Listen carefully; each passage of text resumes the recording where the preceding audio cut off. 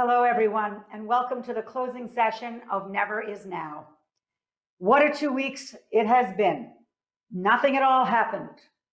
America has come together in kumbaya harmony, and like it says in Isaiah 11:6, the wolf shall dwell with the lamb.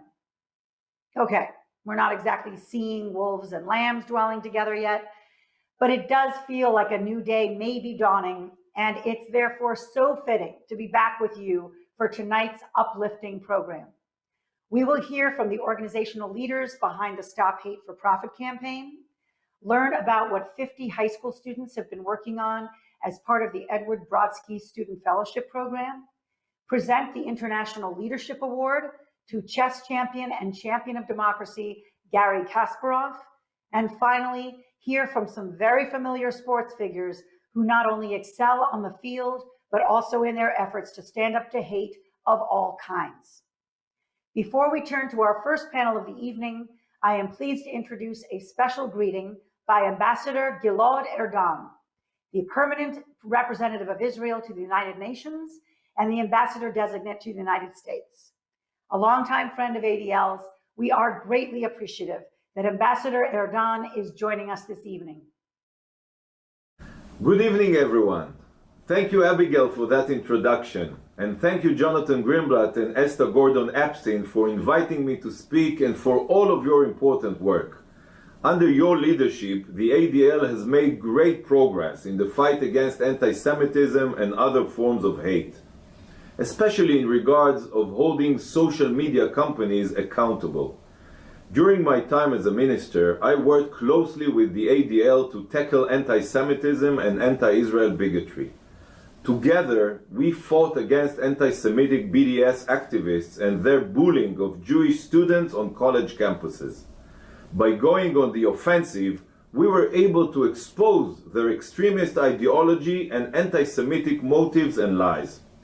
On behalf of the State of Israel, I want to thank you and the entire team at the ADL for all of your exceptional work. 2020 has been a challenging year for all of us. Not only is the world facing its worst crisis in decades, but we are also witnessing a shocking rise in anti-Semitism. While the world has come together to fight the pandemic, some are using it as an excuse to incite and spread lies against Israel and the Jewish people.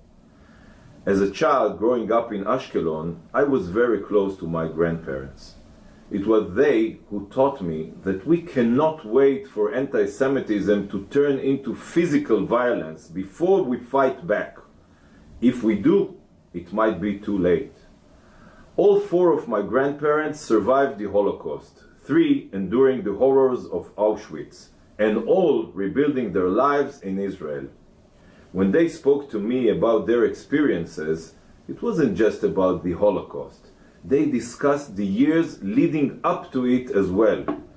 They told me shocking stories about the anti-Semitism they experienced, how it started with small comments and slowly but surely got worse. The atrocities my grandparents and millions of others suffered taught us that no comment is too small to call out, and no expression of anti-Semitism is less dangerous than another. Extremists from the far right and the far left put Jewish lives in danger by spreading conspiracy theories and promoting hate. BDS and other anti-Semitic groups try to delegitimize Israel's right to exist and threaten the safety of all Jews. Iran's leaders repeatedly use anti-Semitic tropes and openly declare their intention to annihilate the world's only Jewish state. And as history has shown us, words are just the start. Iran hosts competitions showcasing Holocaust denial and funds and trains terrorist proxies such as Hezbollah that attack Israel. Imagine what such a dangerous anti-Semitic hate-filled regime would do if it possessed nuclear weapons. We must keep up pressure on Iran to assure that it doesn't fulfill that goal. If it does, the consequences will be catastrophic. One thing that unites all anti-Semites is their use of social media to spread hateful messages further and wider than ever before.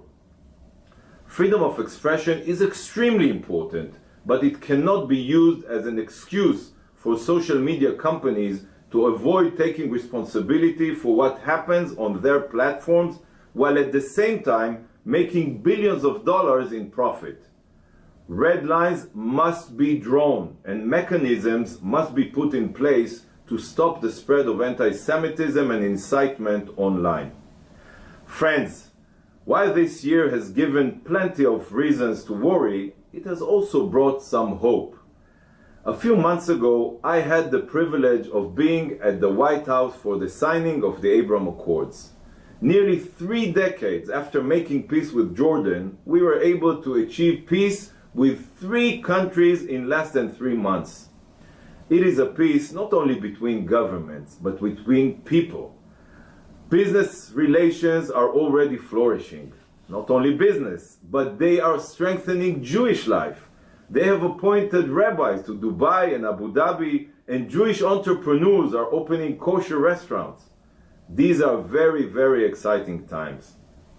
I have met personally with the ambassadors of the United Arab Emirates, Bahrain, and Sudan here at the UN.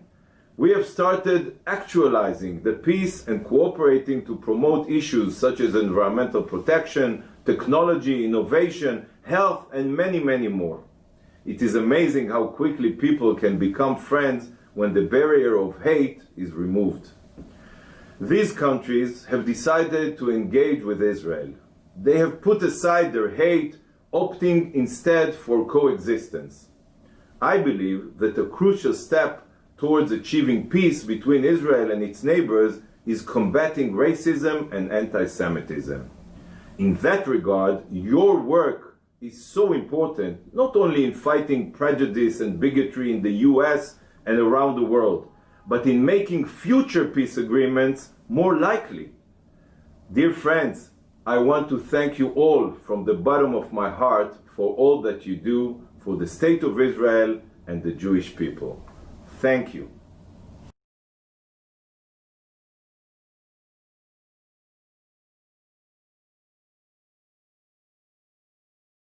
Friends, as you gather together for this virtual conference, I send you my greetings and good wishes from Jerusalem, our capital city. Allow me to take this opportunity to pay tribute to the outstanding efforts of the Anti-Defamation League, which even in our times continue to be vitally important to combat the sad rise in incidents of anti-Semitism. Whether these are acts of vandalism, physical attacks on Jews, or the poisonous spread of misinformation and messages of vicious hate and hostility through the social media that provides such a fertile platform that particularly reaches the young and the future leaders. Here in Israel, we, together with the rest of the world, are fighting a long and tough battle against the COVID-19 pandemic that has disrupted all our lives. We're very aware that we will not be able to combat the threat of this virus if we are divided.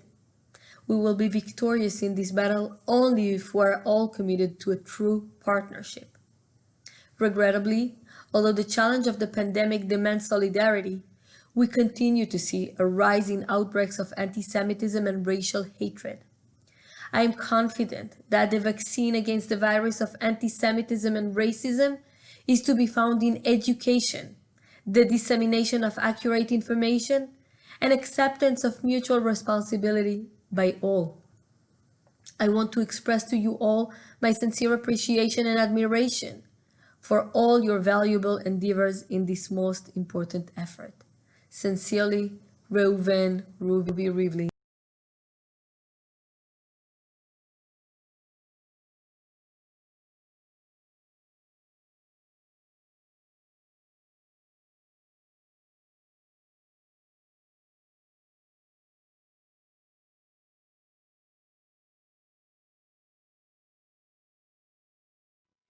For those who are unfamiliar with the Stop Hate for Profit initiative, it is an ongoing campaign to hold social media companies accountable for hate on their platforms. Launched this past June, Stop Hate for Profit brought together businesses, nonprofits, and A-list celebrities to call out Facebook for its complacency when it comes to racism, anti-Semitism, hate, harassment, and disinformation. This pivotal effort includes ADL, the NAACP, Free Press, Color of Change, and you.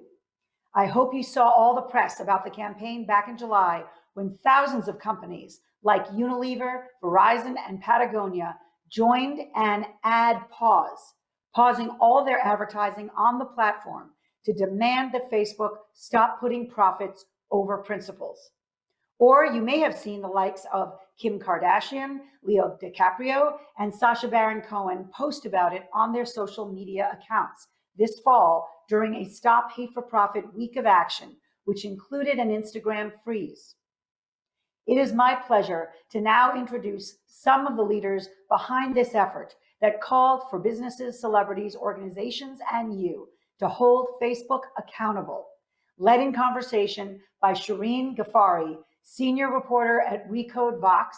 Please welcome to the screen Jessica Gonzalez, co-CEO of Free Press, Derek Johnson, president and CEO of the NAACP, Rashad Robinson, president of Color of Change, and Jonathan Greenblatt, CEO and national director of ADL.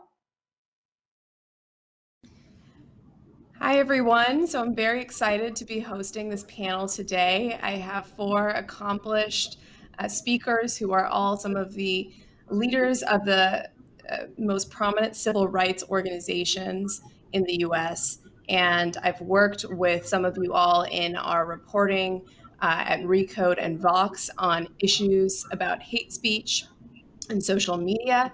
And I will just briefly announce everyone I'm talking to, say hello to you all, and then we will jump into some questions. So I'll start off by introducing Derek Johnson, President and CEO of the NAACP. Derek, it is so nice to meet you and be with you here today. Good to be here. Rashad Robinson, president of Color of Change. Nice to see you and talk to you today. You too. You too. Jessica Gonzalez, co-CEO of Free Press. Jessica, thanks for being here. Thank you. Good morning. And last but definitely not least, Jonathan Greenblatt, CEO and National Director of the ADL. Jonathan, nice to talk to you today. Nice to talk to you, Shireen. Great. So I'll start off also by introducing myself. My name is Shireen Ghaffari. I'm a reporter for Recode and Vox, and I have been covering the technology industry for over 4 years now, and specifically focusing on social media companies in the past couple of years. And one of the major topics on this beat is obviously hate speech and misinformation, and how that contributes to real world harm sometimes. And so in June, everyone talking to me today was part of a historic campaign called the Stop Hate for Profit campaign to pressure social media companies to limit hate speech on their platforms. So now that we're, fast forward to a couple months later, and there was this historic ad pause as part of this campaign, right, to try to get advertisers to, really urge companies like Facebook to limit the amount of hate speech on their platforms. And now we're a couple months forward, and I want to take a step back and just ask you all how that campaign started. So I'm going to put my first question to Derek and just ask, Derek, can you tell us a little bit of the backstory about how the Stop Hate for Profit campaign came to be? Well, I can start with how we got involved. I think there are a lot of moving parts before our involvement. For the NAACP, we recognize the power of social media platforms, and you had many individuals, such as Color Change, such as the work Jessica was doing, such as the work that Jonathan was doing, actually prior to me taking this position. And so I walked into the position understanding that that there was a problem in the 2016 election, the extent of which we had not really appreciated until after there were several reports. For me, in walking into this position, I knew NAACP with our relationship with communities across the country. We are in 47 states, 2,200 units. We needed to build out a strategic approach to deal with the civic engagement calendar over 5 years, not looking at the transaction of one election, but how we engage our members. But in doing so, I began to see the tool of social media platforms and how it was being used against us. So our first foray into bringing issues concerning Facebook is after seeing several media accounts and their inability to, or no, their ability, but their refusal to address how that platform was, one, allowing white supremacist groups to convene on the platform, recruit on the platform, plot out issues that could cause harm, and then executing on those harms. And so that's how we first got involved with this advocacy program. But I think others here can really talk about how Stop Hate for Profit started, because there was so much work before I even got involved. Great. Well, I will point it to whoever else on the panel wants to add to how the Stop Hate for Profit campaign came to be and what was motivating it at that time back in June. Perhaps I can try to take this one. Oh, sorry. Go, Jeff. Go ahead, Jonathan. I'll go after you. We'll start with Jessica and then go to Jonathan. Oh, great. Sounds good. So I can say a bit about how Free Press got involved. I've been working for many years tracking how the white supremacist movement was utilizing media generally to organize and normalize violence. Excuse me.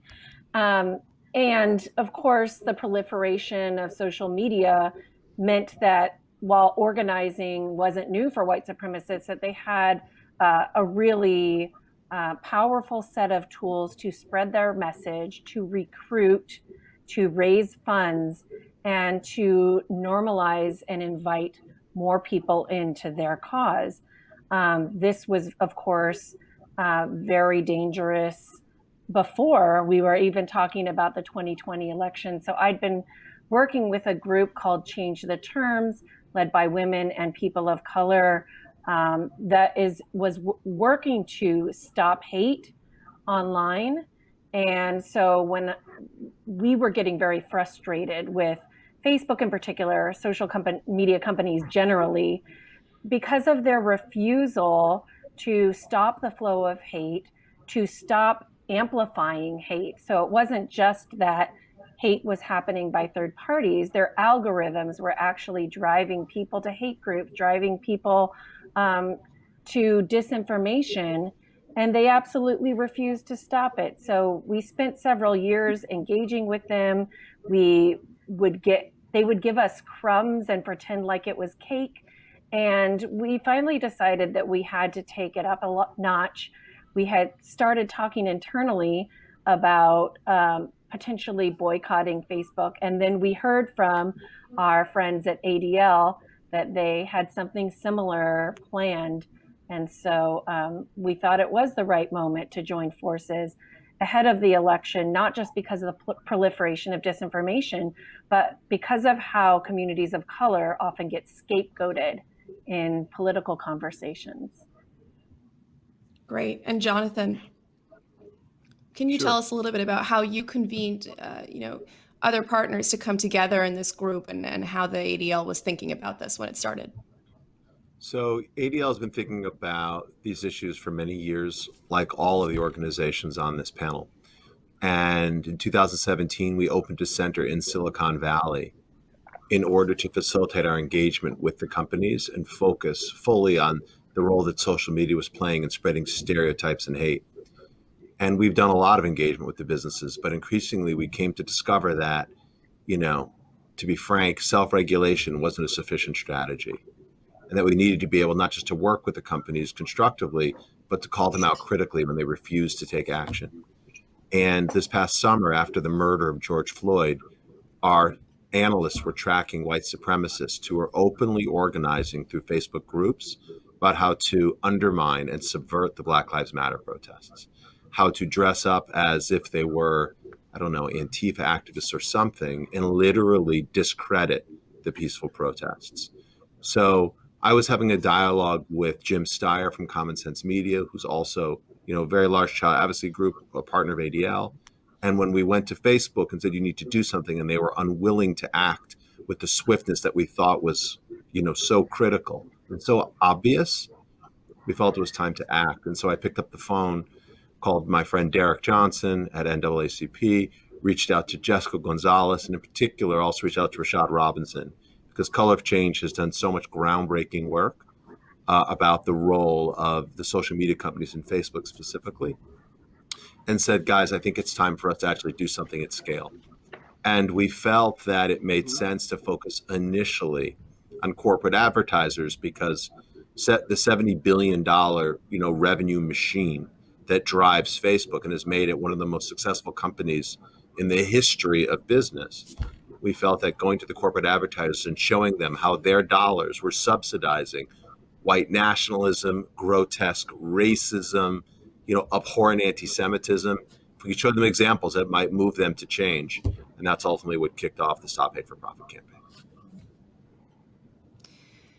Thank you. And the ad pause that was kind of the centerpiece of this campaign in the summer. It was a 1-month pause, right? And can you tell us, gained, I think, over 1,000 advertisers support, and we're talking some major corporations. Can you just walk us through some of the top advertisers who joined in on this? And then, what you think the impact was of all of this looking back now. And so I'll pose that to whoever wants to take it, whether that's Jonathan or Rashad. I know you haven't talked yet. Jonathan, why don't you go, and then I'll jump in after. Okay. I want to talk about that. So when we launched this, we thought, let's engage advertisers and let's, again, post to them, take a month off from Facebook in July. We started this in mid-June. I will tell you, we didn't have a single company lined up when we started this. But Rashad, Derek, Jessica, and I, Jim, and the others all said, let's give this a shot. Within just a few weeks, we had over 1,000 of the biggest brands on the planet. Companies like Disney, Starbucks, Coca-Cola, McDonald's, Microsoft, Levi's, Hershey's, some of the most iconic American brands, big global brands like VW, Honda, Heineken, SAP, so many others. Also lots of small businesses, a number of nonprofits. And we were also supported by, a number of interesting celebrities who spoke up and spoke out. People like Sacha Baron Cohen, whose speech to ADL last November in some ways really catalyzed this. And then some other people, and maybe Rashad can talk about some of the other figures who helped to give this lift. Yeah. So, when I think about sort of some of the ways in which it was impactful, right? The campaign was impactful. Color of Change has been at the table trying to engage, push, and challenge Facebook for almost 6 years now. Starting with all the ways in which Black Lives Matter activists were being doxxed on the platform, meaning that sensitive and private information was being put out for those that sort of wanted to do folks harm.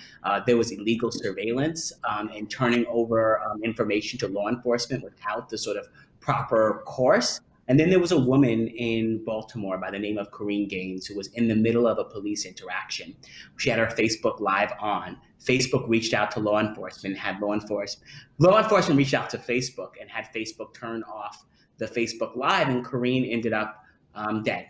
And without the sort of information and visibility, the city of Baltimore has now had to pay out Corrine's family, money, but that never brought Corrine back, nor does it give us the sort of images that Corrine wanted us to see.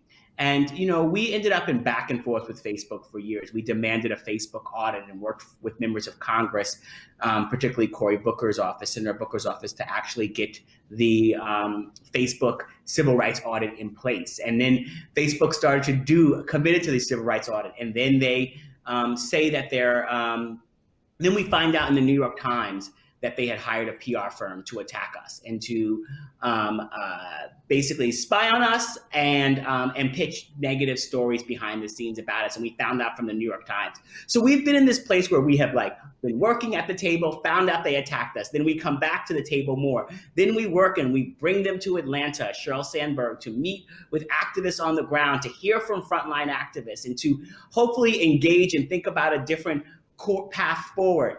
And we get commitments around policies only to have them not enforce it.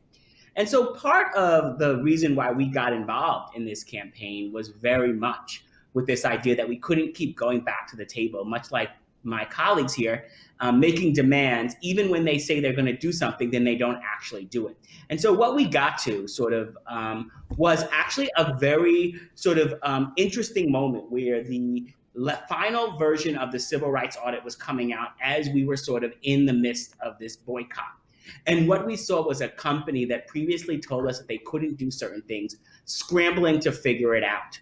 We watched as the publicity of the campaign really spurred Facebook to action. We ended up in more conversations with Facebook about particular things. They started to announce some changes connected to the demands.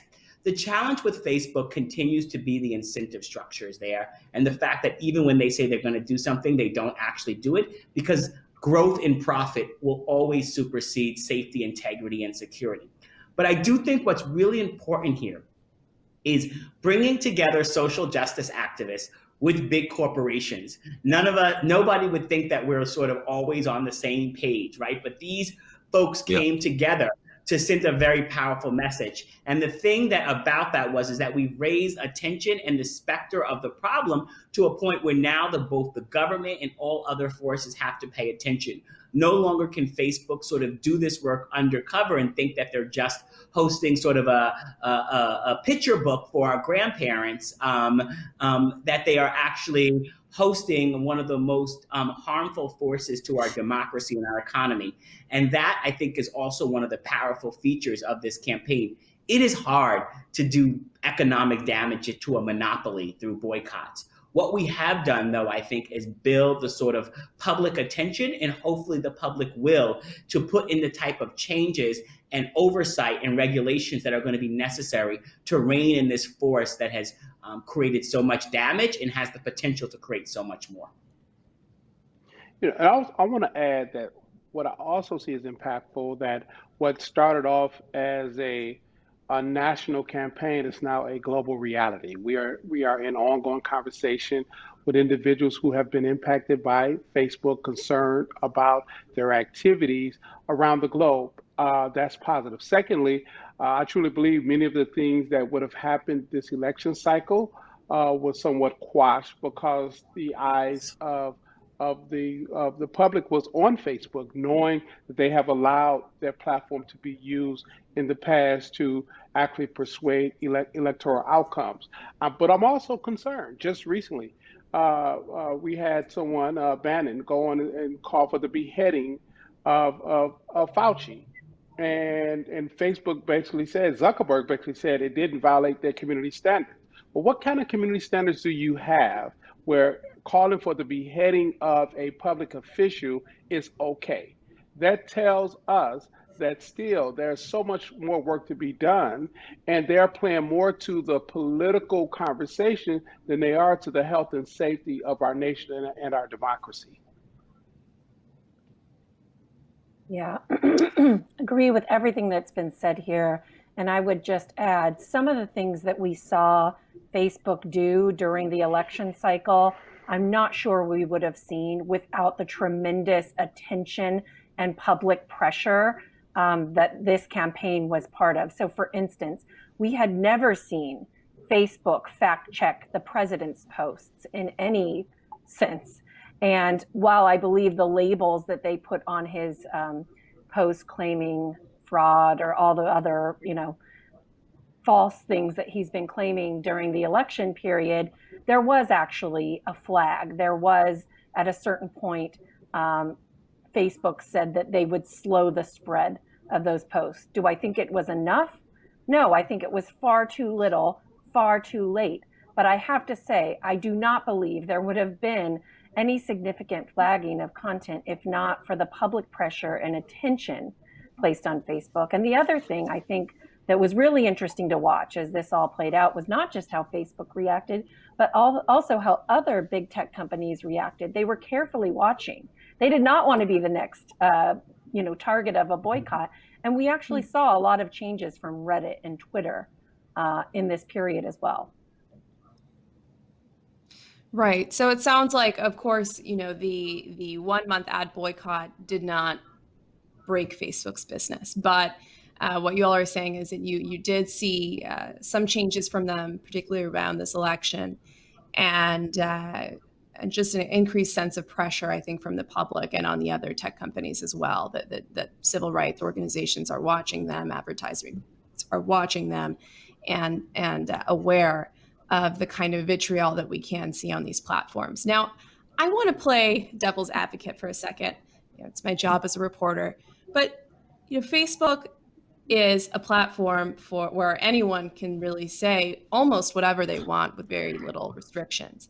And for a long time, not just Facebook, but YouTube, Twitter, all these companies have long said, we want to be as open as possible. We want to let people, we know that we don't have a legal obligation to let them say whatever they want, but we, in the spirit of free speech, think that, whether it's good or bad, controversial or not, people should be able to share. And that there's also a lot of good on these platforms. There's a lot of people who use it to connect with their family and friends and not do the kinds of hateful things that we're talking about. But I want to get into why you all think that logic doesn't hold, and that the kind of stuff that you're seeing when you talk about hate speech, why it crosses a line where you don't think that people should have the right to spread it on Facebook or Twitter.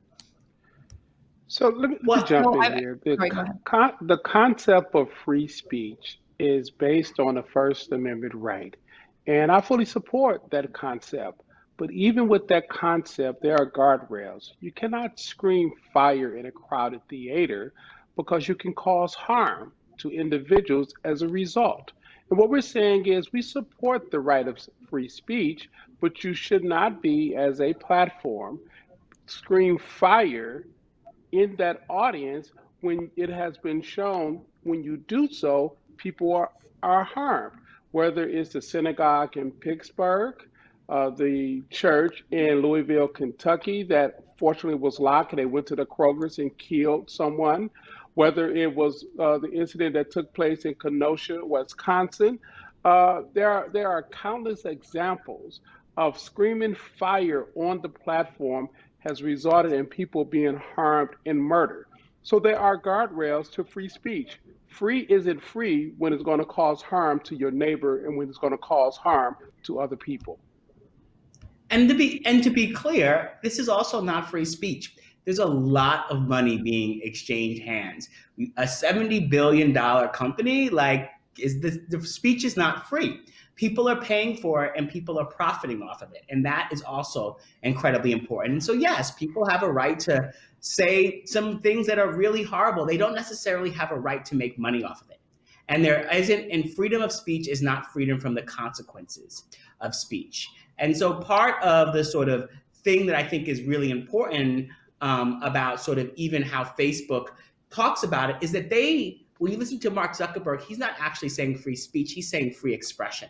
Because he recognizes that there's some sort of, there's differences between both the consequences that an institution like a newspaper has, an institution like a television news outlet has in terms of the content that they put out in the world and the consequences for truth and fact.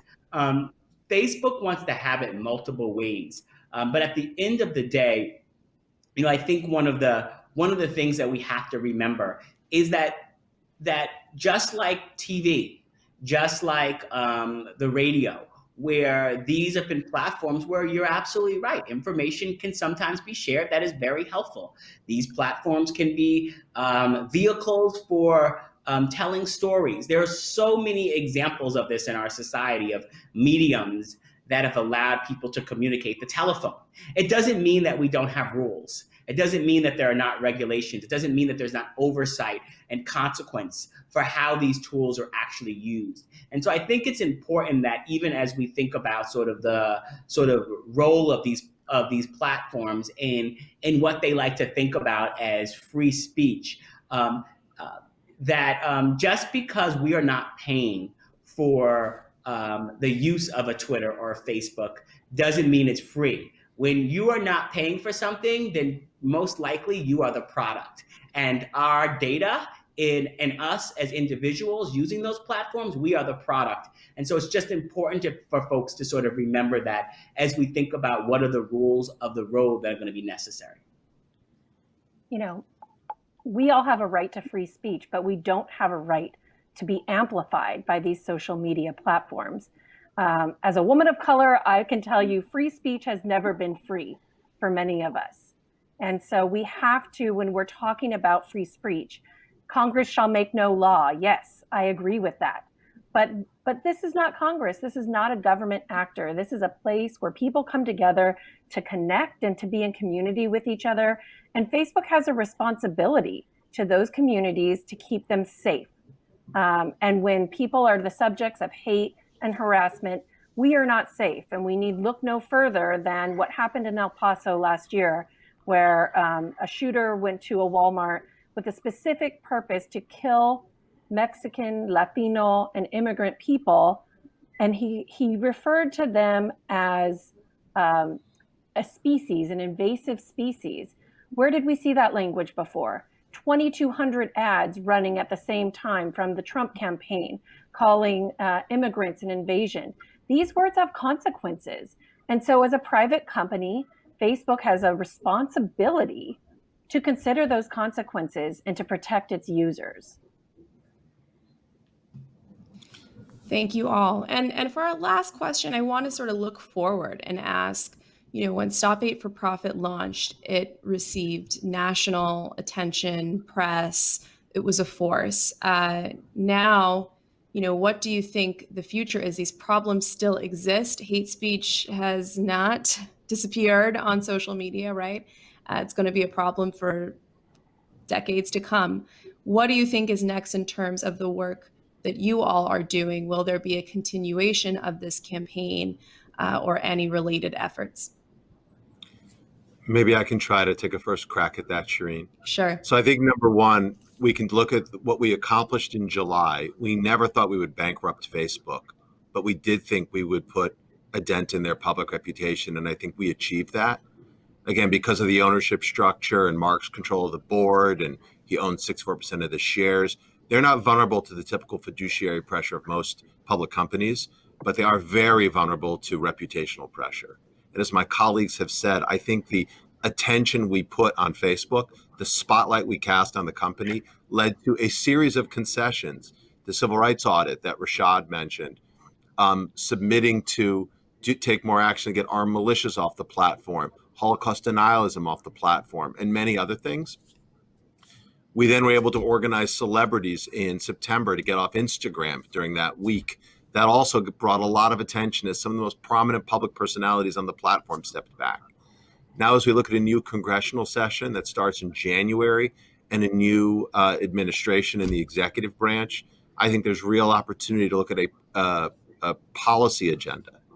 And I think you can imagine the ways different parts of the executive and legislative branches might be involved in finally taking action on things like Section 230 and what are, as Derek described, the effective guardrails so that Facebook applies by the same laws of gravity, lives by the same laws of gravity that Vox Media, right, and traditional broadcast and print companies do. I think secondly, privacy is an issue. And thirdly, competition is an issue. As Rashad said, you know, they are a monopoly. And I think we need to think about what are ways that our, government elected officials and policymakers can take action to ensure that the monopolistic indifference that we saw this summer doesn't prevail in the future. So I think the best is yet to come in terms of what Stop Hate for Profit will do. I certainly think the public pressure can and should continue. We will not stop tracking, analyzing, and making noise about unethical business practices at Facebook and elsewhere. However, I do agree that we need to re-examine this country's relationship with truth. And I actually think there's some robust examination of where are we in this country with our relationship with truth, and what are the corrupt and unethical business incentives that have made truth harder to come by in this country. Because we all know that conspiracy theories and disinformation, those are tactics of white supremacy. And so we have to examine what are the conditions that are present in these businesses that make it harder for us to have a common set of facts that we're working from. We need to invest in robust local independent journalism. We do need regulation and legislation to get at the business incentives of these companies that extract our personal data and use them to manipulate and target us. And so there is legislation we need to be thinking about. There's organizing we still need to be doing, but we also actually need to step back and look at the state of journalism, look at the state. Who are our truth tellers? How do we build them up? How do we support them? And how do we make the structural changes that we need so that we're not in this situation playing whack-a-mole again in 4 years, 8 years, 12 years?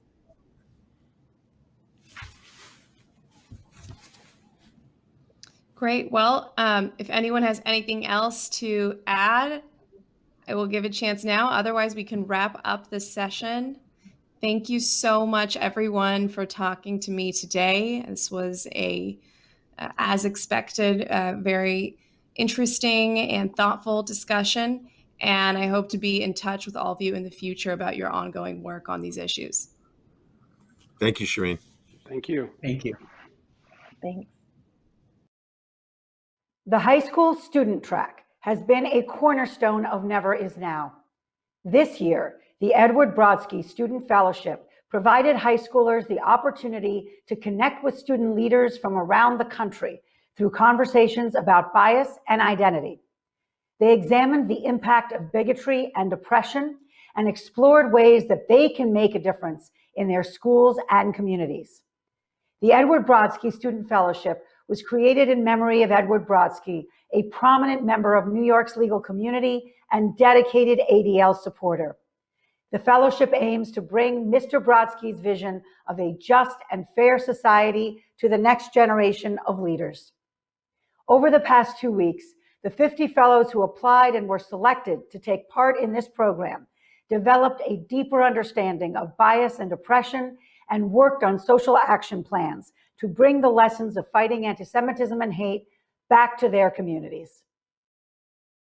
By joining the Edward Brodsky Fellowship, I hope to gain insight on the perspectives of various people from around the country. I hope to bring more inclusivity to my school and my community. I hope to gain the knowledge of how to be a better ally and the leadership skills to stand up against hate.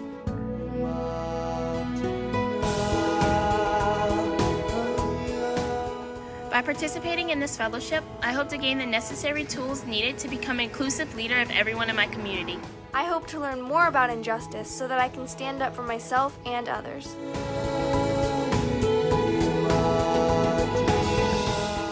I hope to collaborate with students across the country and work towards creating a more fair and just society. I hope to learn from the perspectives of other students who are doing the hard work of fighting social justice issues.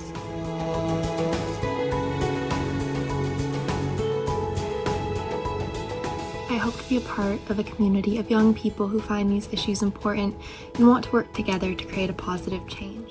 I hope to examine my own biases and connect with other students who also want to create positive change. By participating in the Edward Brodsky Student Fellowship, I hope to learn more strategies for how to combat hate and spread kindness.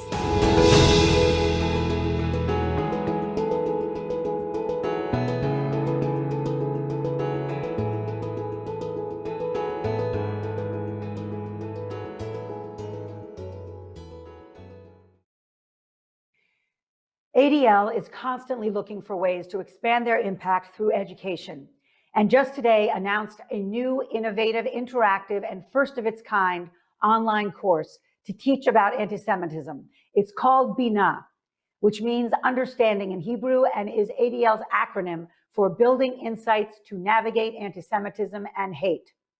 It was developed in partnership with Everfi and aims to teach high school students about anti-Semitism with the goal of motivating all young people to identify as global and responsible citizens, regardless of religion.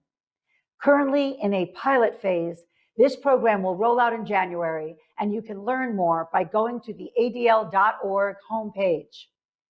And now to introduce the recipient of one of ADL's most prestigious honors, the International Leadership Award, is my friend Daniel Lubetzky.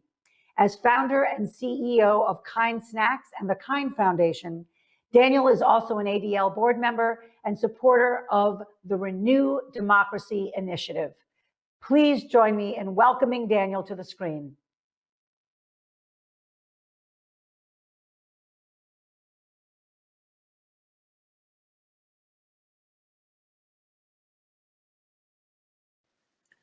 Good evening. It is my unique pleasure to introduce the recipient of ADL's International Leadership Award. The award was established to honor exceptional individuals who combine professional success with a profound personal commitment to community involvement and to crossing borders and barriers with a message of diversity and equal opportunity, efforts that align well with ADL's mission and values. No one personifies these characteristics more than Garry Kasparov. You all may know him as the greatest chess player to ever play, having been the undisputed world champion from 1985 to 1993 and ranked #1 in the world for 255 months throughout his career. That is over 21 years. Now the Kasparov Chess Foundation brings the many educational benefits of chess to children worldwide by providing a complete chess curriculum and enrichment programs. However, I know Garry by his work in civil rights and his undying passion to secure democracy around the world, the reasons that bring us here tonight. Upon retiring from chess, Garry devoted his life to politics and ensuring fair democracy around the world. He founded the United Civil Front in 2005, which works to preserve electoral democracy in Russia and is a symbol of free and fair elections not only in Russia but worldwide. Currently, he is the chairman of the Human Rights Foundation and leads its international council. Of all Garry's achievements, however, perhaps the most exceptional is the founding of the Renew Democracy Initiative, a nonprofit with a goal to strengthen liberal democracy by bringing together the center-left and center-right. Garry first approached me over 4 years ago with his thoughts and ideas. I was stunned that, like a chess strategist, he anticipated many of the moves that our country would be experiencing over the ensuing years. I wish he had been wrong, but he was right. Having been born in Mexico and raised by a father who was liberated from Dachau, I have never taken democracy, rule of law, freedom, and respect for granted.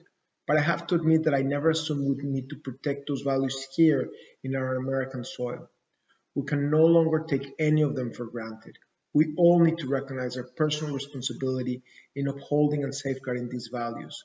And Garry is a formidable partner on that journey.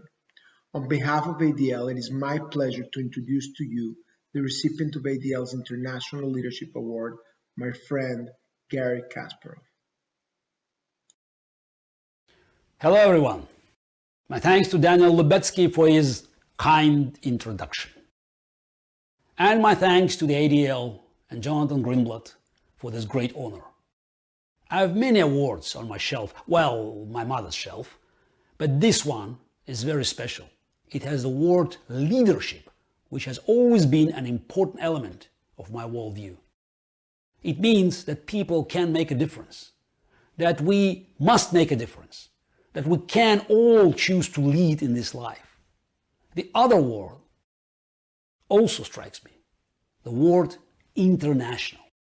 It makes me think of growing up in Baku and of my father, Kim Weinstein, who passed away when I was just 7 years old. Before that, he gave me the best present I've ever received, a globe. On it, my father and I traced the adventures of the great explorers, from books like those of Stefan Zweig. We could have never imagined how international my life would become. A Jewish Armenian boy from Baku could not have such dreams.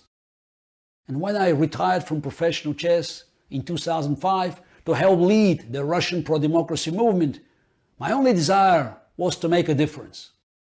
I knew it was unlikely I would ever achieve so much in human rights as I did in chess, of course, but I felt strongly that I had to make the effort. My new path led me to become the chairman of Human Rights Foundation, to found the Renew Democracy Initiative, and now here.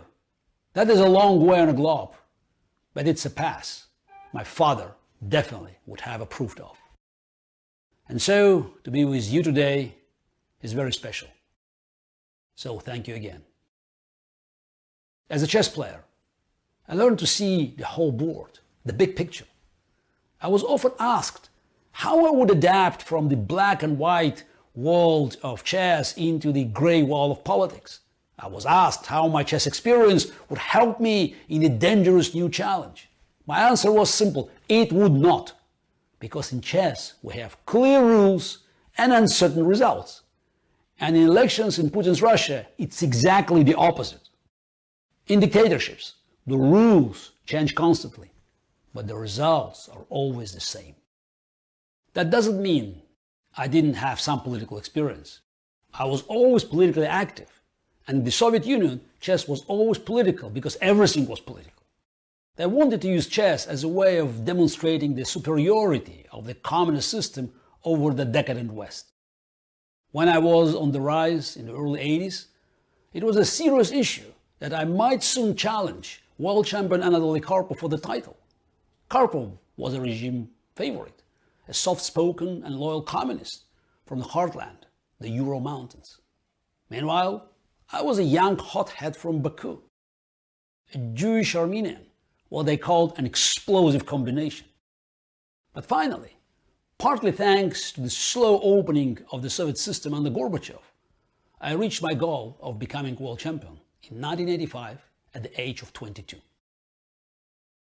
So chess was political, whether you liked it or not. Just like throughout history, being Jewish is political, whether we like it or not.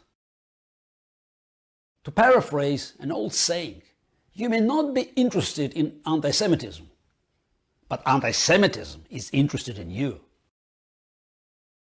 For generations of Jews, especially in America, where I live now, there is a temptation to ignore this responsibility, to say that anti-Semitism or Zionism or Israel itself are not important or relevant to you personally, or even worse. They suggest that Jews must stop being exceptional, to stop drawing attention, basically to stop being Jews, in order for the prejudices and attacks to stop. This is a deadly fallacy and an abdication of responsibility. I believe in peace, and I believe peace is possible. But for Jews, as with all human rights and global security, I believe in peace through strength. One reason we're seeing so much conflict today is that the forces of the free world have grown weak. The structures of international order, the infrastructure of democracy have become very shaky since the end of the Cold War. We celebrated then, and we deserve to celebrate, but we forgot to build anything new as the old system became obsolete. Into the vacuum came new threats, new dictatorships. Instead of holding to the old principles, the free world today prefers to negotiate with evil, which never works. The saying is, never again, not never again, pretty please. The rise of these new threats is a reminder that no matter how international, how cosmopolitan we may be, the old evils of anti-Semitism do not care. I later learned that my childhood favorite, Stefan Zweig, who was so sure European culture would protect him and other Jews, was forced to flee Austria for England in 1934 and then leave Europe. 5 years ago, I was invited to contribute to a symposium on what would be the state of Jewry in 2065, 50 years in the future. My contribution was based on a vision of a 2065 in which every individual who identifies as a Jew, who is identified as a Jew, is treated with respect and lives in peace. Easy. Of course, that is also my desire for everyone, Jew and non-Jew alike, to have the individual freedom and rights modern society has struggled to attain for so long. Imagine being able to say Jews have obtained that status of freedom from violence and hatred and prejudice. That would mean that our world has come very far toward our goals as a society as a whole. Because if Jews are thriving and living without fear everywhere, it will mean that democracy and liberty are thriving everywhere. This calculation is based on the simple and terrible fact that Jews have long been the canaries in the coal mines of human rights, dictatorship and war. Jews and Israel are still a primary target of white supremacists and Islamist terrorists, from synagogues in Pittsburgh to communities across Europe. We're also seeing a rise of anti-Semitic attacks and scapegoated by authoritarian regimes like Putin's Russia, and democratic ones too, even in New York City. We cannot and should not separate the successes of democratic institutions from human rights and freedom from discrimination. My goal with the Renewed Democracy Initiative has been to strengthen the pillars of democracy, the foundation that guarantees the other freedoms. As much as my Soviet background does not make me sympathetic to government power, we must have public structures that we can trust and that will defend minority rights. We cannot only depend on the private sector to do what is right. Facebook is unable or unwilling to stop anti-Semitic conspiracy groups, or even to suspend Steve Bannon for calling for beheadings. And when they do act, new sites spring up to provide platforms for hate. New technology always means new challenges, but they must be met. We know from experience, old and all too new, that hatred left to grow unchecked inevitably results in violence. November is the month of two tragic anniversaries, of Kristallnacht in 1938 and the murder of 11 worshippers at the Tree of Life Synagogue in Pittsburgh 2 years ago. The worst anti-Semitic attack in the history of the United States. May their memories be a blessing. Murder is never the beginning. Violence is never the beginning. Hatred is. Ignorance is. Compromising with evil, tolerating intolerance. That is where it starts. The road to hell may be paved with good intentions, but the compromises on principles are the streetlights. We must listen to and support our early warning systems. Not wait until it's too late. This is why Never is Now is such a strong and necessary message. It's not ancient history, and it's not a hypothetical future. The fight is now. To stay vigilant is very difficult. And this is where leadership is so important. And where organizations like the ADL and its supporters are so vital. They keep the true course, even as politicians and presidents come and go. And yes, presidents do go eventually. The pendulum of politics swings to and fro, not just moving in one direction toward greater liberalism, as we would hope.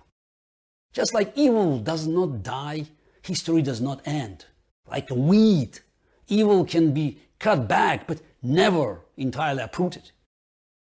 It waits for a chance to spread through the cracks in our vigilance. It can take root in the fertile soil of our complacency, or even the rocky rubble of the fallen Berlin Wall, or even in the aftermath of decisive electoral defeat. Today, Joseph Stalin is being rehabilitated in Putin's Russia. Far-right and far-left groups continue to increase their influence throughout Europe. War just erupted between Azerbaijan and Armenia, recalling when my family and I were forced to flee Baku in 1990 due to the ethnic pogroms there. There are concentration camps in China today as we speak. There are horrors that shock the conscience in Venezuela, in Syria, in North Korea. The common denominator is the contempt for the value of human life combined with impunity. Each target is different, but when hatred succeeds anywhere, it threatens us all, everywhere. It increases the tolerance for evil acts and evil people. We cannot become numb, and let us not forget that while there are always new targets, anti-Semitism is always around, waiting. It's like the original sin, a classic that never goes out of style for long. And in America, although back from the brink, we must still recognize that the last 4 years were real, not a dream or a nightmare. You cannot build a wall against 73 million fellow citizens, not if society is to function at all. We must educate and build, not walls, but build institutions and systems that can help us recognize our shared humanity. There are new fights, new evils today, but we fight them with the same weapons we have always had. The truth and the knowledge that we are fighting on the side of justice. In 2012, I succeeded Václav Havel as the chairman of the Human Rights Foundation. Through our programs and the Oslo Freedom Forum, we support the activities of dissidents around the world. These brave individuals and organizations are fighting for their lives and their freedom, from Belarus to Gambia, from Hong Kong to Cuba. At the Freedom Forum, we hear so many incredible stories from these activists. They are real-life heroes, and they deserve our support and attention. But I always remind people not to watch and think only, wow, look what incredible things that person did. Say instead, imagine what incredible things I can do. And when I founded the Renewed Democracy Initiative in 2017, it was from the opposite direction, to reform and improve the structures of liberty and democracy. Our goal is to make our institutions and our citizens more resilient in the face of the challenges of the 21st century. Let us commit to these twin fights together. Let us support those fighting against hatred, against discrimination, against authoritarianism, and let us join them ourselves. And at the same time, let us build up the institutions that will protect these voices and all our voices. Václav Havel wrote that you do not become a dissident just because you decide one day to take up this most unusual career. You are thrown into it by your personal sense of responsibility. That sense is what I want everyone watching to have. We are all responsible for making Never Is Now a reality. The negative forces of ignorance, bigotry, and violence can be replaced with the positive forces of education, community, and tradition. Let us hope for that day. Let us continue to work for that day. Thank you. And thank you again for this honor. Gary, on behalf of everyone here at ADL, I want to thank you so much for those extraordinary words. As our mutual friend Daniel said at the outset, your successes in chess and in other fields are well known. But I think all of us feel energized by your words this evening because it's ultimately, I believe, your legacy as a human rights advocate that will endure long into the future. What we heard this evening, I think, was inspiring, and ultimately, your willingness to take on the powers that be, to speak out for the ordinary person, and to be a force for good in this world is deeply humbling and inspiring, and we're better and richer for it. So once again, on behalf of all of us here at ADL, thank you for sharing those words tonight, and thank you for your amazing legacy of fighting hate for good. We are now honored to hear from Sebastian Kurz, Chancellor of the Republic of Austria, whose strong and consistent denunciations of anti-Semitism in Austria and elsewhere inspire trust and gratitude in Jewish communities around the world and the State of Israel. Thank you for joining us, Chancellor Kurz. Ladies and gentlemen, I'm very happy to have this opportunity to address the largest annual summit in the world on anti-Semitism and hate. 2020 has been a year like no other. We are all confronted with many challenges: Islamist terrorism, the COVID-19 pandemic, a worldwide economic crisis. Many countries worldwide, in particular in Europe, have recently been hit by terrorism. On 2nd November in Vienna, 4 innocent civilians were killed by an Islamist terrorist and many more were injured. We are very grateful to your message of solidarity and support. It means a lot to us in these difficult days to receive so much support by our international partners. Together with our international partners, we will continue and step up the fight against terrorism and all forms of violent extremism.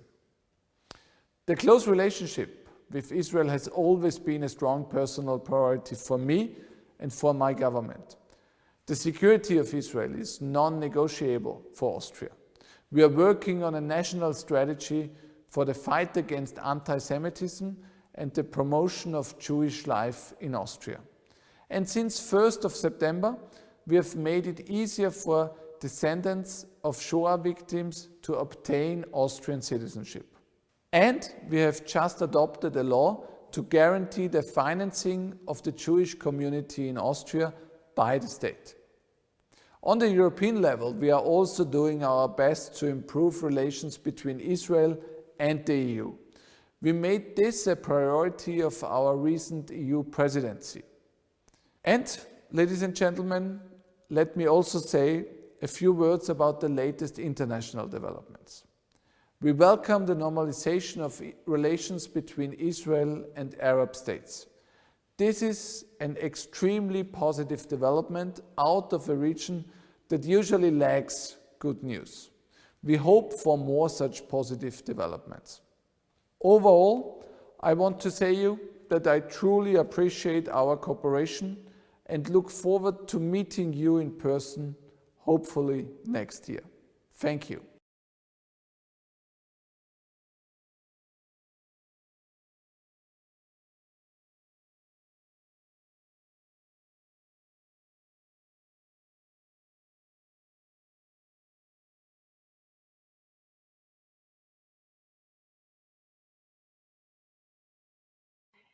Now for our final session of Never Is Now, we turn to the impact of sports.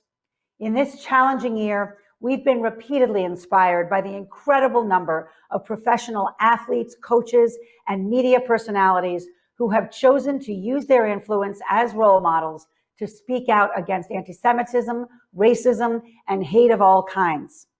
Joining us for this conversation is the anchor of ESPN's Outside the Lines and E60, Jeremy Schaap, who will sit down with some of the sports world's biggest stars to discuss how athletes and fans can team up to combat the ugliness of hate.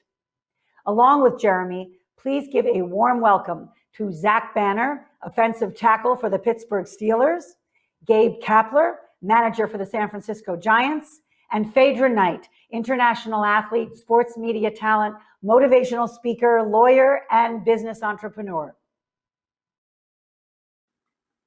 Abby, thanks so much, and welcome everyone to our Teaming Up Against Hate panel. We have 3 very distinguished panelists. We're eager to discuss the subject with them. First, just a few thoughts to kind of tee up our discussion. I was thinking about this, but we're going to be talking about the ways in which people in the world of sports can combat bias and discrimination and the role they can play in that discussion, including, of course, combating anti-Semitism. And I'm 51. I was born in 1969. It's kind of the peak of the activist era in sports, which then kind of started waning away. What we've seen in the last several years, though, and in particular in the last year, I would say, is that athletes and the world of sports are engaging in these broader discussions now in a way that they haven't in a long time. And this year, after Breonna Taylor was shot to death in her home, after the killing of George Floyd in Minneapolis by a police officer, after Jacob Blake was shot and paralyzed in Kenosha, Wisconsin, we've seen this level of engagement from the sports community on an unprecedented scale. I think it's fair to argue. We've seen athletes and figures in sports speak out on racial and social justice issues, on police brutality, on criminal justice reform.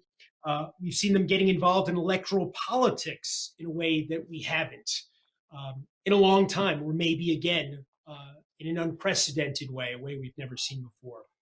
Now, when we talk about anti-Semitism in sports in America, historically, it's been, I think it's fair to say, a different conversation than the conversation about what happens in that regard in other parts of the world, whether it's Europe or the Middle East. We don't see, fortunately, the chants and the hate we're accustomed to seeing at soccer venues, for instance, directed at teams with Jewish supporters or teams with some kind of historical Jewish connection. But this year here in the US, there have been disturbing instances of anti-Semitism in sports, and we'll be speaking about that as well. First of all, you know Zach, you know Gabe, you know Phaedra, and I think the goal here is really for us to have an edifying and free and open discussion about what's going on at this unique time in sports. Phaedra, let's start with you. As the incoming president of Women's Sports Foundation, as a legend in your sport, to see athletes, so many athletes, kind of speak up and take leadership positions in the national discussions we've been having. What's that been like for you? Jeremy, it's been incredibly empowering. It's something that I feel like Colin Kaepernick deserves credit for, because he really started something real, and it literally cost him his career. But it's so empowering to see so many athletes stepping up, in light of, the haters, in light of all of the pushback, and use their powerful platform. It's something that has created, I think, a tidal wave and sort of a new culture. And it's something that we should certainly thrive in and continue the momentum build as we push forward. Gabe?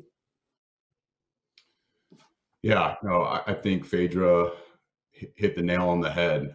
It has been empowering. It's been inspiring. And I think one thing that stands out for me is it's changed the way I've thought about coming to the clubhouse every day. It's changed the way I've had conversations with players and with other staff members.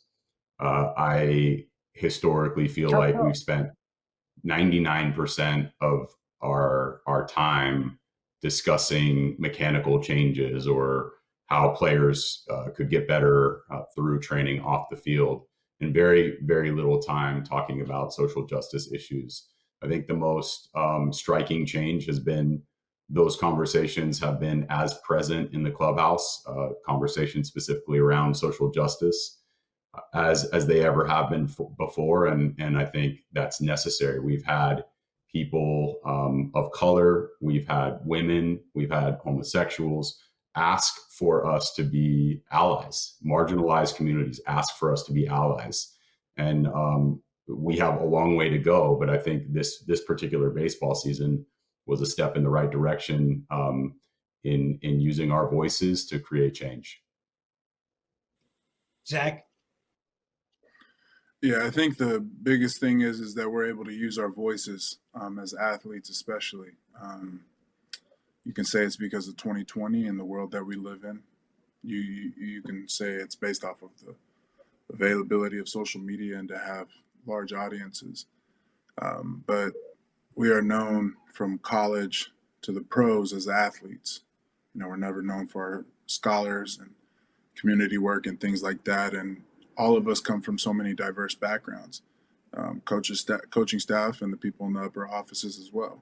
So when we're able to come together and use sports, use the spotlight that's on us, I think the biggest thing and the biggest change is the voice of the athletes. And that's the most powerful, because every kid grows up and decides that they want to be a professional athlete. And then they go on to coach, and then they go on to work in the offices. And we need to make sure that those kids have the right mindset.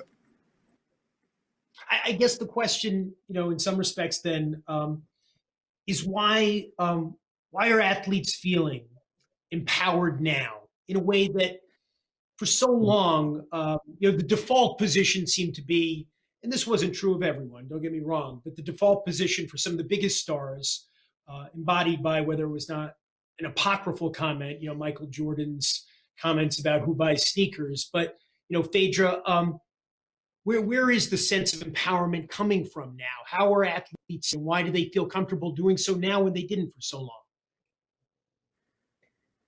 long?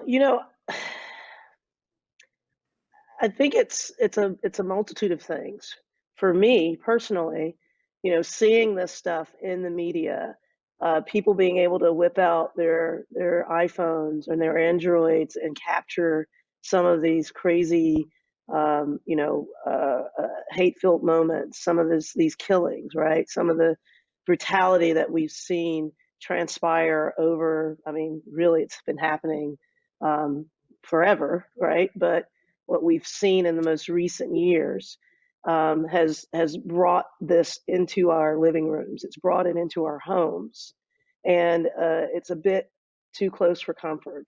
And so for me, it's seeing all of that, but also for me, it's growing up. I grew up in rural Georgia, where this stuff happened. Right? I was called the N-word many times. And as a kid, for absolutely no reason, because I don't think there's any reason to do that. And so it's kind of at the, I think many athletes are reaching or have reached a point of intolerance, right? Enough is enough. I know what my power is, and I think it's also it's integrity. I know that Michael, like you mentioned, Michael Jordan, he chose not to voice a lot during his playing career for political reasons, for reasons of not wanting to upset his base or some folks in his base. And I don't necessarily blame him for that. But you have a rise now in this tide, and these athletes are raising their voices. The WNBA has really been and done an exceptional job of consistently bringing social justice issues to the forefront. Enough's enough. I feel like as a woman, as a Black woman, as a Black gay woman, what do I have to lose, right? I need to be able to go to sleep and rest peacefully at night. And so when I voice my, when I've advocated, when I've done the work in the front lines, I can do that, right? When I know that I've fought for the next generation to have less of the stuff that we are going through, and obviously we're going through a lot less than what our parents went through, I can rest a little bit better, knowing that maybe tomorrow the world will be an even better place. I'm wondering, Gabe, in the world of baseball, baseball celebrates, as well it should, of course, the legacy of Jackie Robinson and Jackie Robinson's importance, not only in integrating sports, starting with baseball, but in changing our society. I don't think can be overstated. But baseball is at a point now, and it's been heading in this direction for 40 years, where African American participation, African American numbers in the major leagues are at the lowest point they've been in I think it's something like 60 years. So these conversations that have been taking place over the course of the last year, what has this moment been like for baseball? Yeah, so in baseball, I wanted to kind of rewind back to the question about why athletes are comfortable speaking out now. And I mean, I think it's directly related to your question in baseball specifically. I actually don't think that that players are especially comfortable speaking out in baseball. And I don't think like now is the moment that they feel more comfortable than they ever have before.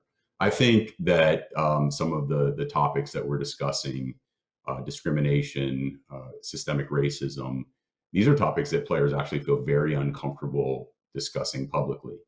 And in fact, I think they have a very hard time taking a stance on either side of these issues. They're worried that they're going to be judged and condemned for saying anything. So it almost feels more comfortable for them to stay silent. So just addressing that briefly, I think there's still a tremendous amount of discomfort, but I think what's most encouraging about the moment is that despite that discomfort and despite the fear of what might happen on social media if players take a specific stance in baseball right now, they're still doing it.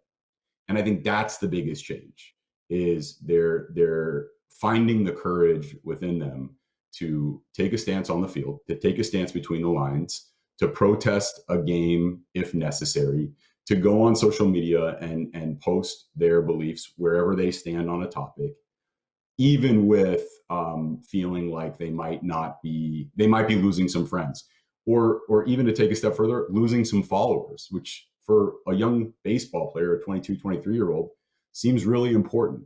So I think that's the part that has really changed, is the discomfort has always been there. Sometimes the discomfort's even higher now than it ever has been because of the amount of eyeballs, but players are now finding the courage to say something. And the polarization in some ways in our country right now, which is at a peak. Zach, what about football, where as Phaedra mentioned, so much of this discussion has been centered since the stance Colin Kaepernick took more than 4 years ago now. Yeah, I think him going through those struggles, like she mentioned, of being brave, but also in result losing his job. But it was also a revolution, and he opened the eyes of the most powerful people in our sport and in most sports, and that's the owners. I think the biggest thing for athletes, especially in the NFL, the biggest reason why, which is like 80+% black and brown, I think the biggest thing is the backing of the ownership and the support of the coaches. I have one of 3 or 4 black coaches in the NFL, Coach Tomlin, but for him to be supported by Mr. Rooney and Mr. Colbert, Kevin Colbert, our GM, during a team meeting this offseason, we were able to share stories, teammates, about, how things like George Floyd and Breonna Taylor and all those things affected us, and how it opened our eyes, and our voice, and we begging to use our power. It's not normal. Let's not talk about kneeling. Let's actually make a change. But that original kneel by Colin Kaepernick, and I don't want to make it seem like I'm attacking Michael Jordan, but sometimes guys like him who decided to do that with that kind of magnitude of following, sometimes it's disappointing, because there's other men who have a similar following, like Kareem Abdul-Jabbar, that have not only defended blacks but also defended Jews as well. I think it's one of those type of things where you have to be able to make a difference, and we give back so much during charity and philanthropy and everything like that with our own foundations, but our voice, that's what's going to inspire a kid to be able to carry it on and make change. And I think, Zach, it's important to mention here at this point why it's so special to have you here with us talking about these issues, because in July, after Deshaun Jackson, prominent pro football player, who happens to be with the Eagles, posted anti-Semitic comments on Instagram, posted anti-Semitic tropes and all kinds of terrible stuff. You spoke out very forcefully afterwards, condemning those comments. And we should mention Deshaun Jackson has subsequently apologized. But you spoke out very forcefully. And you're not Jewish, although you were a member of a Jewish fraternity at USC. Why did you speak out? It was just one of those things where we have to be able to hold each other accountable. Accountability amongst players in the NFLPA and players amongst all the leagues. When one of us says something stupid, we just got to step up and say, that wasn't right. We have such a huge following, especially in the National Football League. It's the biggest and most powerful brand in American sports. And for us to say things like that when we're already in such a powerful movement and change, and we have those voices, when we're given that privilege, we need to understand that our fans are just as diverse as everyone else in America, and there's so many cultures and so many groups. So when we're trying to uplift ourselves, we need to make sure that, like I said before, we're not stepping on others' backs to get there. And bringing the Jewish community into it was just unfair, and it was just natural for me to say something. I tweeted one thing, and it affected a lot of people, and that's easy for me. As a Jewish athlete yourself, Gabe, spent a dozen years playing professionally in the major leagues and overseas in Japan. How did it hit you when you saw what Deshaun Jackson said? Yeah, so before I get to what Deshaun Jackson said, I just wanted to pause for a second and just mention how supported I feel as a Jew by Zach, right? And obviously that encourages me to speak up for marginalized groups when the time calls for it. So Zach, I just want to let you know I appreciate it, and it means a lot to hear you talk through it, and really to talk through it. Yeah, appreciate that. When I read Deshaun's quotes, I just thought about him as somebody who was really uneducated about the history of the Jewish people, the ways that we've been discriminated against, the amount of people who have died because of a bloodline and or the desire to practice a religion. So I think the way we combat comments like the one Deshaun made is to lead with as much empathy as possible, understand that that comes from a place of conditioning that I don't have exposure to. But clearly, Deshaun, was told things along the way that just clearly were not true. But then, like Zach said, those are the moments when we come strong as well and say that ignorance is not an excuse for making comments like that. And one of the ways that we can just get better is becoming more educated about the history of the people that we come to work with every day and the people that come watch us play and perform. And that's all of our responsibility on a regular basis. I want to say, I think that I agree with you 100%, but I think it's even simpler than that. Like, we're all human beings at the end of the day. We all get up in the morning.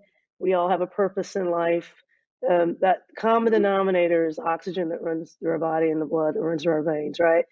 And so even without understanding of one's history, just giving each other the benefit of the doubt as being human beings, I think is just very marginal. Is all we need to do. 100% agree with you, but I think putting another hurdle there for folks to have to get past, just being human is enough. And just being able to reflect on your own life, because everyone's had some sort of adversity, even the most non-marginalized groups. So just taking a page from that chapter and applying it to someone else, I think is food for thought for, I think, everyone. So it seems, the discussion we're having, the discussion so many people are having is, how do we address bias, and which can take many different forms, of course, racism or sexism or homophobia or anti-Semitism. When we're speaking specifically about the pernicious effects of anti-Semitism, is there some way that we have to help people who aren't Jewish better understand just how dangerous that is, Zach? I think, especially, go back to what Gabe was saying, is the education piece. And especially in my sport, educating ourselves on Jews and the Jewish community is important. And it's not only because it's a member of our audience, but Phaedra said it right. It's we're human beings. And so when we represent someone, I think that being able to understand what it is that pisses them off. I remember to this day, when I heard a racial slur towards one of my Jewish friends in college during a pickup basketball game, things got heated. And racism is ugly. And in the time that we live right now, we have a voice, and those voices through social media, through platforms, and even through live games now. They mentioned earlier protesting games and being able to say, hey, we're not just going to play to entertain. We want to play to help make change as well. I think educating ourselves, especially in my sport, is the most important thing. You all have big platforms as an executive, as a manager, as a player in the most popular league in American sports. Let me ask each of you how you think you can use those platforms to combat hate, to continue to educate, and to, I guess it sounds corny, but in this highly polarized, divided time, bring us closer together. Phaedra? how do we use the platform? We just continue to do what we're doing, continue to pound the table. I know particularly, obviously, with Women's Sports Foundation, as the president-elect, that's one of one of the main focus or key focus areas that I'm looking forward to, is expanding this idea of inclusivity and representation for all. But in my role, even as a board member for USA Rugby, it was and it continues to be post-board, pounding the table, making sure that the DEI committee, continues to grow and thrive, and the board continues to reflect the demographic of people that play the game, and not just, it's not just full of, white men, right? It's again, speaking up in those uncomfortable moments when you're the only one at the table to talk about marginalized groups. It's just continuing to do the things that we're doing now. Again, we have incredible leaders right here on this panel, but we also have others in the sports world, and I've mentioned many already. But we just continue to create the momentum because, as Zach said, kids out there look to athletes, right? These are the first, real role models that they see. And when they see their role model speaking out against hate, speaking out against anti-Semitism, speaking out against racial injustice across the board, or speaking out against transgender, everything, right? It creates a path for them to take, and that's really what we're doing. We're setting an example. Gabe? Yeah, no, happy to chime in here. I think the most important way that I can use my platform is in our hiring practices. I think it's the way that we, like people in my position, can make the most immediate and powerful impact. And I think Phaedra touched on it a little bit, but I think every time we have an open position, that we see it as hiring, and this is for coaching positions as well, but any position that's under the clubhouse roof, and any position that has an opportunity to kind of steer the tide, that we consider a woman a plus, a woman of color a plus plus, a Spanish speaking woman of color plus plus plus, and we push to put those types of profiles in power. And I think that's how you make sweeping change. Zach. Yeah, I think Phaedra's right. Like, keep the foot on their neck as a player. You know, what we're trying to do is make change, not within sports. Yes, you know, within certain things like how audiences interact with players, and yes, sometimes, especially, you know, we hear unfortunate situations of racist comments towards one of each other, and anti-Semitic comments as well. You know, Julian Edelman, he spoke up and said that, you know, it was like 10 years ago or so, somebody called him, you know, anti-Semitic comment and or name, and that's crazy. That's 10 years ago. So, like I said, what we're trying to do is not change sports. We're trying to change the world. And how do we do that? We keep showing a backing towards our audience and towards the people. And we keep it consistent. And it's not just something that's just 2020. It carries on for the rest of our careers and the rest of our lives. You know, as we've been talking about, you know, this year we've seen athletes speaking out. We've seen the world of sports engaged in a way that we haven't before, certainly not recently.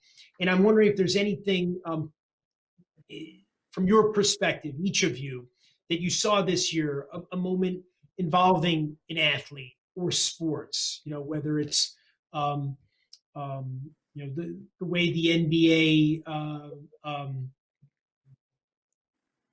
negotiated after Jacob Blake was shot to have all teams work to register more people, work in the electoral process, or the WNBA taking a stand by dedicating its season to Breonna Taylor and say her name, that campaign. If there was something in particular that inspired you, gave you hope for the future, that suggests to you that sports really does have the power to affect change in a larger sense.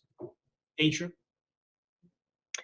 Yeah, and this is probably my example of something that no one's aware of because it happened in rugby, which is not as nearly mainstream as, you know, baseball and football. But World Rugby introduced a trans ban, basically, on trans women in playing the women's game. And so what I saw was, you know, by way of the Diversity, Equity, and Inclusion Committee for USA Rugby, commissioned players, right? Commissioned Alev Kelcher, commissioned former player Jamie Burke, Jenny Liu. You had a number of women's national team players who just, I mean, put their foot on the gas and put together this incredible panel of scientists, doctors, and experts on this topic on transgender athletes in the sport. And they compiled an incredible report that presented not only to World Rugby, but to other unions to educate them. And they also, you know, called on other athletes from around the world and presented this, you know, and have created this incredible, like I said, this incredible resource that hopefully World Rugby will take note of and actually take seriously. But that was a fight they put forth for transgender athletes that they didn't have to do. And so the more, and actually they had a lot to lose, right? Because you're going really against the giant of rugby. And so, you know, my hat's off to them, to those athletes that really kind of put themselves on the line and put their bodies on the line, their minds on the line, you know, in that fight. That was pretty awesome. Gabe, anything inspire you in particular?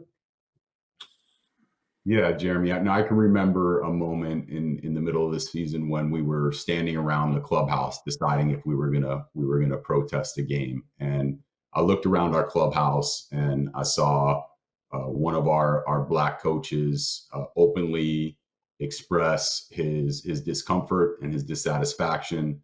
We had a woman in our clubhouse who I looked over at, and I could kind of see her participating in the discussion as well.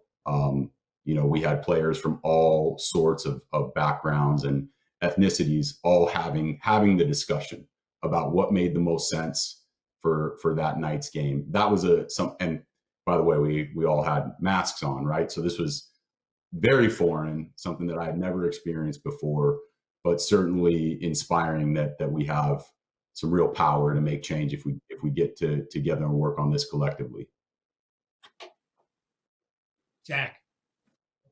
Yeah, unfortunately for me personally, it was, as a 26-year-old man, kind of get that young fire in your heart.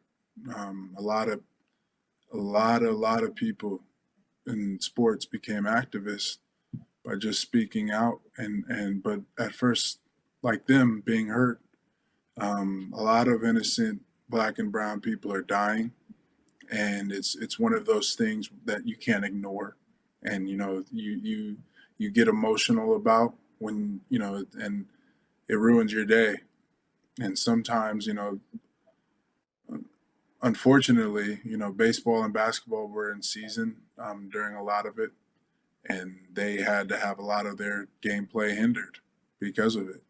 And it hurts when there's a war outside the stadium, and it's inspiring to see one teammate speak up, and it's just easy. It's like I said, it's easy. Before we wrap this up, and this is something I've learned interviewing people, athletes, executives, coaches, etc., for 30 years, it's always a good idea before you wrap up a conversation to ask the people you're interviewing if there's anything else they wanted to say. And we've only skimmed the surface here. I don't want to put you guys on the spot, but is there anything else any of you wanted to say?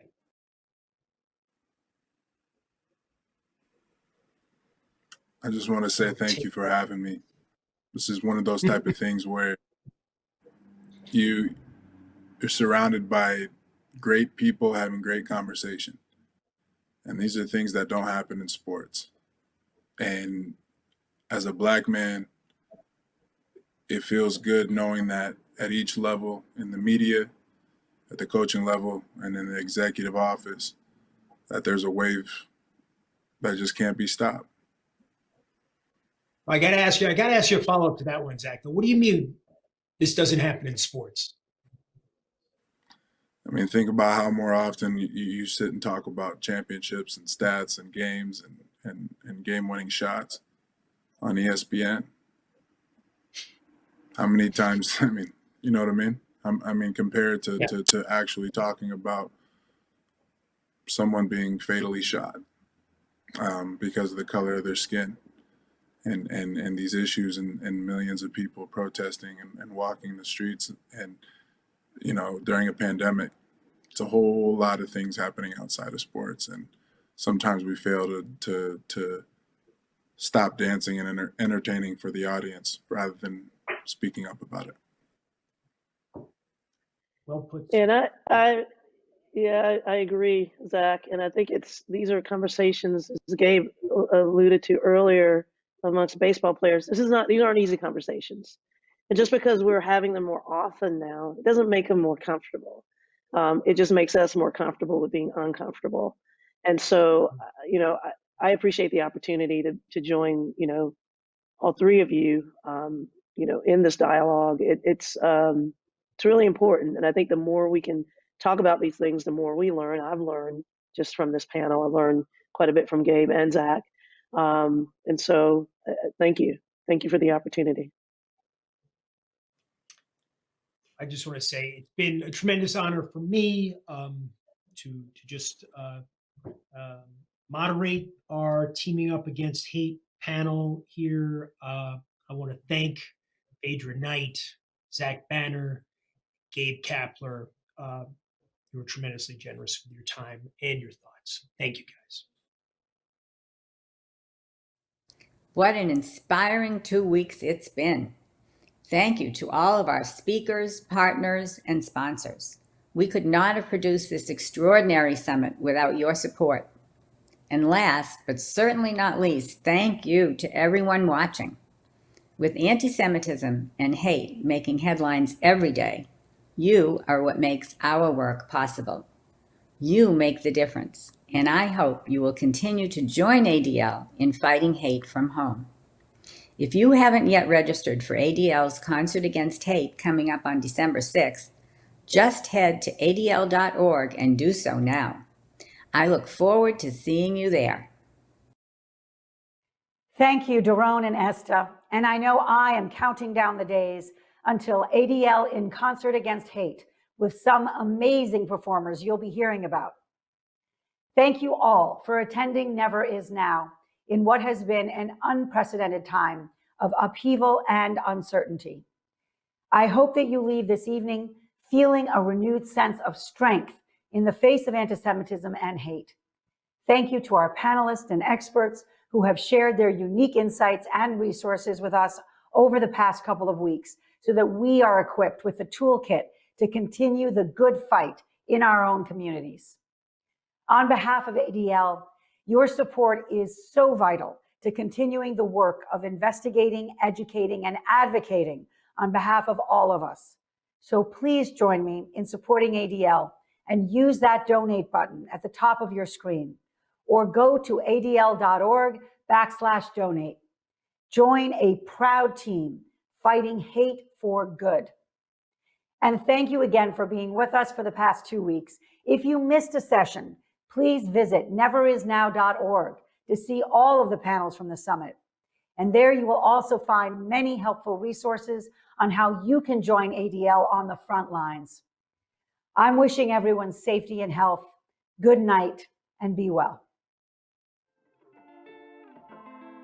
We extend our special thanks to the visionary sponsors of Never Is Now, Edward Brodsky, Coca-Cola, L'Oreal, and Merck.